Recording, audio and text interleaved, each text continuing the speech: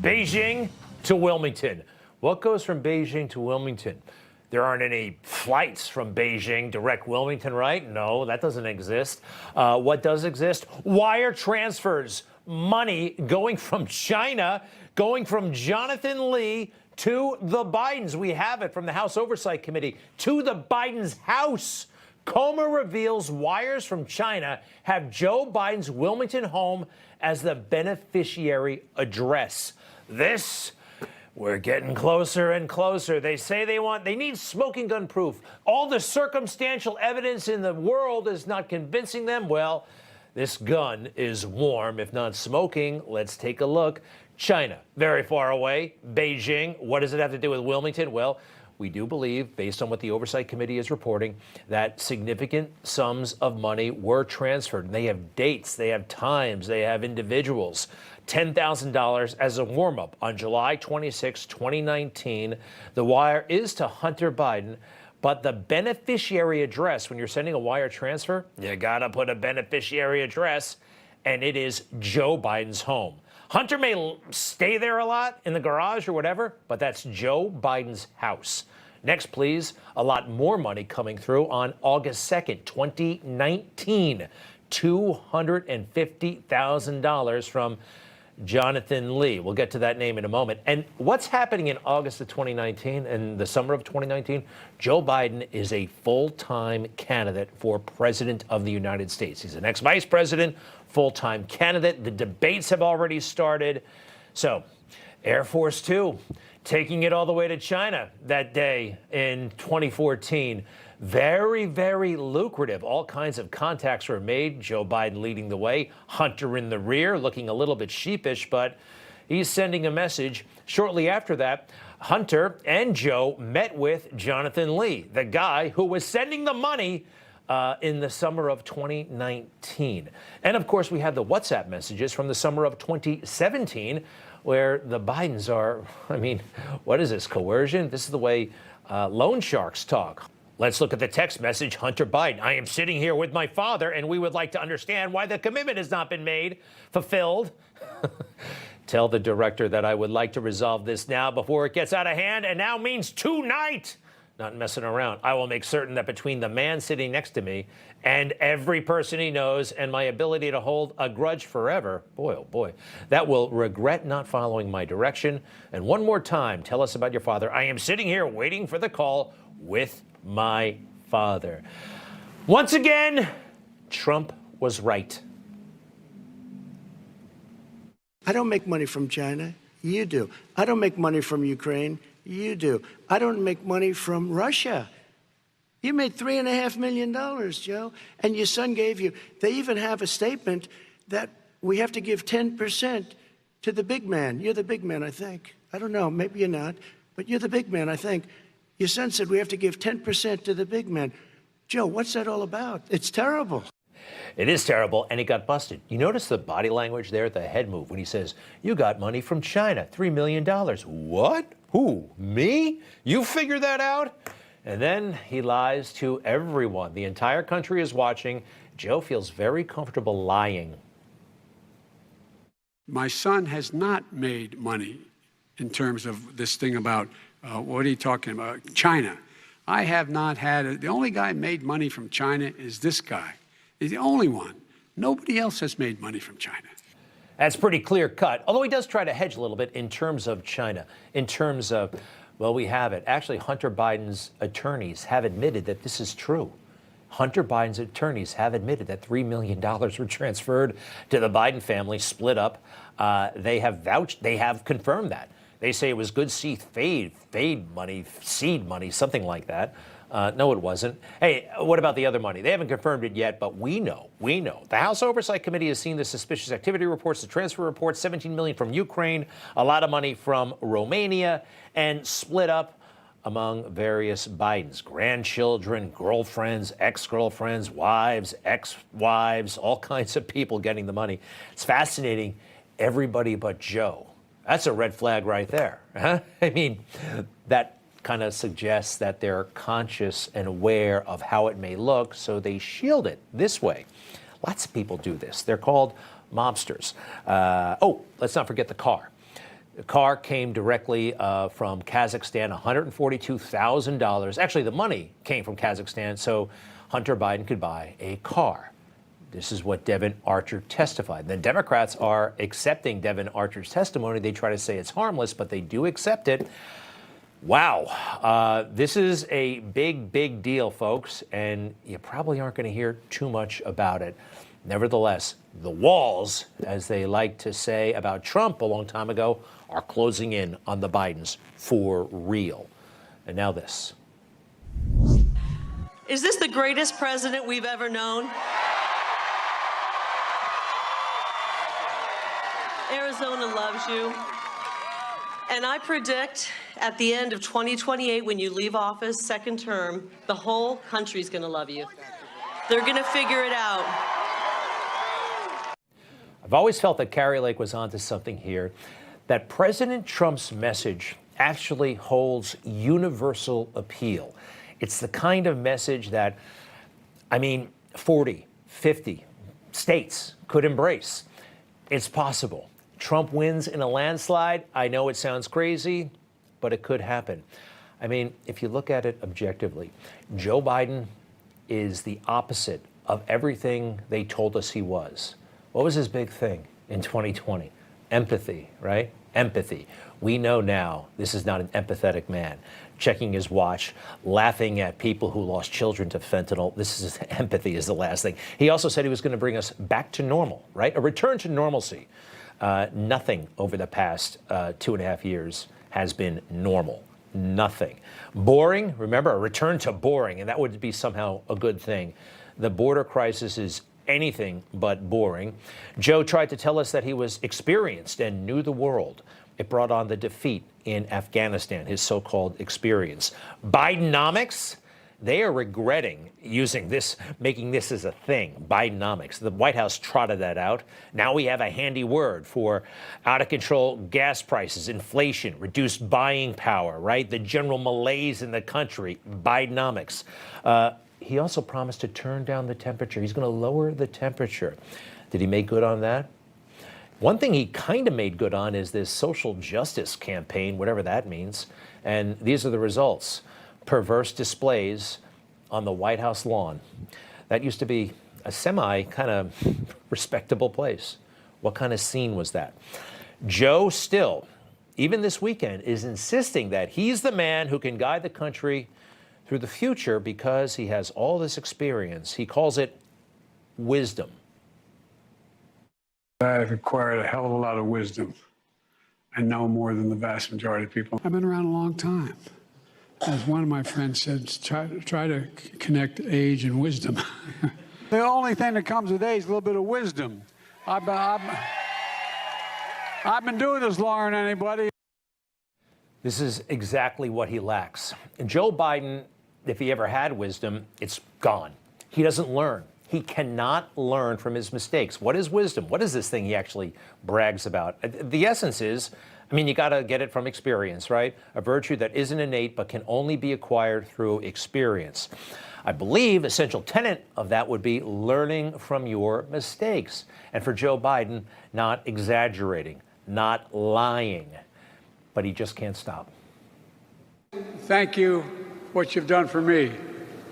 I started off as a kid in the civil rights movement in Wilmington, Delaware, when I was in high school. He said that on Saturday. Civil rights movement as a kid in high school in Wilmington, Delaware. Not the first time he said that. When I marched in the civil rights movement, I did not march with a 12-point program. I marched with tens of thousands of others to change attitudes, and we changed attitudes. When I was 17 years old, like many of you, I participated in sit-ins to desegregate the restaurants and movie houses of Wilmington, Delaware. I came out of the civil rights movement. I was one of those guys that sat in and marched and all that stuff. So as dysfunctional as the media was back then, at least we had a media. They were somewhat interested in fairness and accountability. And they checked that out. And he didn't do any of that stuff. And Joe Biden, just before he dropped out of the race in a desperate bid to save his campaign, came clean about all the lies. During the 60s, I was, in fact, very concerned about the civil rights movement. I was not an activist. I worked at an all-black swimming pool in the east side of Wilmington, Delaware.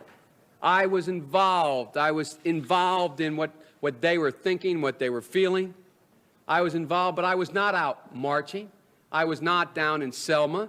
I was not anywhere else.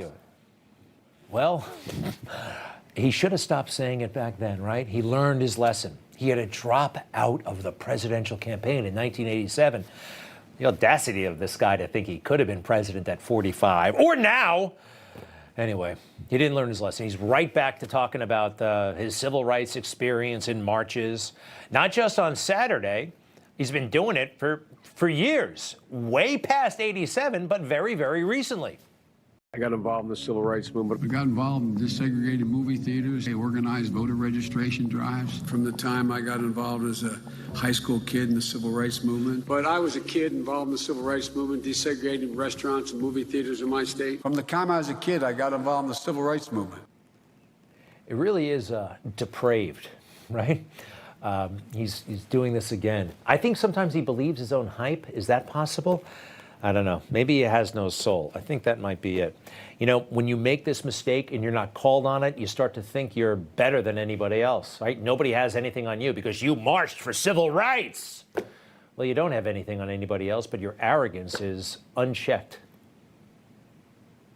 It's a long way until November. We got more questions. You got more questions, but I tell you, if you have a problem figuring out whether you're for me or Trump, and you ain't black. That should have been the end of his candidacy, potentially. You know, the media, they think they're doing Joe a favor by covering up all this stuff.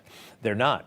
I mean, if they relentlessly pounded him when he made mistakes, maybe he would correct. Maybe that wisdom would kick in that he talks about. It hasn't. LL Cool J and the governor of Maryland, Mr. Moore, Wes Moore. You know, Joe Biden has called both of these individuals who happen to be black men. He's referred to them as boy. Yeah, it's not a good thing to say, is it? And you got a hell of a new governor in Wes Moore, I tell you.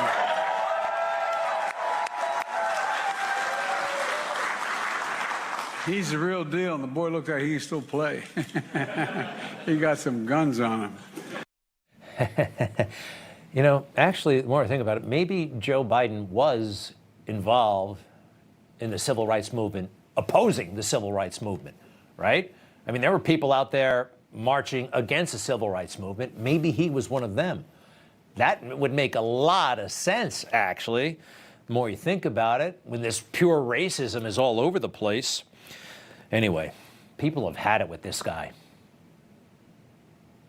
He's 137 years old. He fully understands the word boy in the racial context around a white man referring to a black man as boy. See, boy is absolutely a white racist word. That's Charlemagne, one of the biggest and most popular DJs and talk show hosts on the radio in the world. He's the one who Joe Biden accused of not being black. How much longer is he going to put up with this? He's not. They're ready to go rogue. I'm telling you, Democrats in general. The latest scenario I've heard from very high sources is when Joe Biden goes back to Nantucket to mooch off that billionaire again, he did it 2 years ago. Plan is to go back there for this Thanksgiving, that this might be the time where everybody gathers around and talks Joe out of running. Now, that's one scenario. I think it could happen a lot sooner than that. But it also could happen this way. I talked about Jim Clyburn, the guy from South Carolina. He's been out there talking about Joe Biden lately. Joe Biden was kind of made by Jim Clyburn, the guy there on the left. His endorsement in 2020 was so key, it catapulted Joe to the top. Remember, in Iowa, he came in like fourth place. Joe Biden in fourth place in Iowa. There he is all the way, fourth place. What did he come in New Hampshire? I think it was fifth place, all the way at the bottom. So this guy, under normal political circumstances, would not have made it to South Carolina. But Clyburn, this is the closest thing we have to a president who is anointed. He got everybody else to drop out, and Joe Biden miraculously emerges as the guy. It's going to be him. Well, what happens if Jim Clyburn changes his mind about Joe Biden? It could happen. Hasn't happened yet, but it very well could. Here's Clyburn over the weekend. Our poll shows that the vast majority of Democrats want to see a challenger to President Biden. Is he the strongest candidate for 2024? I think he is the strongest candidate, and I believe very strongly that the American people believe that as well. That old adage, when do you know politicians are lying? When their lips are moving. Does he? That's what he said. What does he really think, huh? There's not a shred of data that would back up that statement. He has to know the truth. And he might be the one to take Joe Biden out. That's one way they could do it. South Carolina comes along and he says, you know what? Joe Biden doesn't have it anymore and we need somebody else. He had that much power in 2020. He could have that much power in 2024. So where does this leave Trump? He has an amazing opportunity. Look, essentially, he's already the Republican nominee, all right? It's almost done. I think, though, he can get those majorities I was talking about earlier, like a Reagan-esque type 1984 victory. Now, we know he's great with the base, right? He's fantastic. We love him, it's just, and we've never seen anything like it. Now, some people say he has to change his tone. Sometimes they even say he has to change his message. I have an idea. And he won't have to change his message, and he won't have to actually change his tone. He can be who he is, but he has to change his audience. If he starts talking to people who aren't convinced, I believe he can make that case. There was an extraordinary moment, totally ignored, but it's significant, and I found it from a town hall in 2020. An undecided voter has some questions for President Trump, and she starts to get really upset. I came in 2006 with my mom from Dominican Republic. Sorry.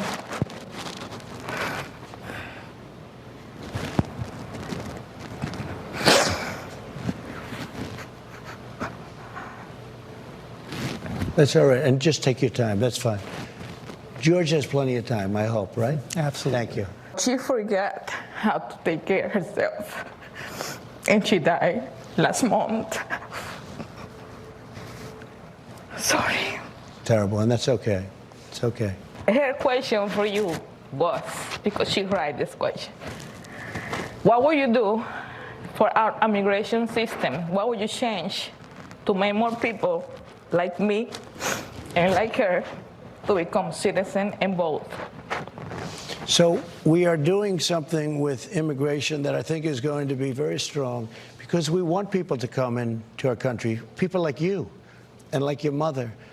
And that just shows how vicious the COVID is, especially when you have another problem. As far as your situation with your mother, that is just devastating because I can imagine how you feel.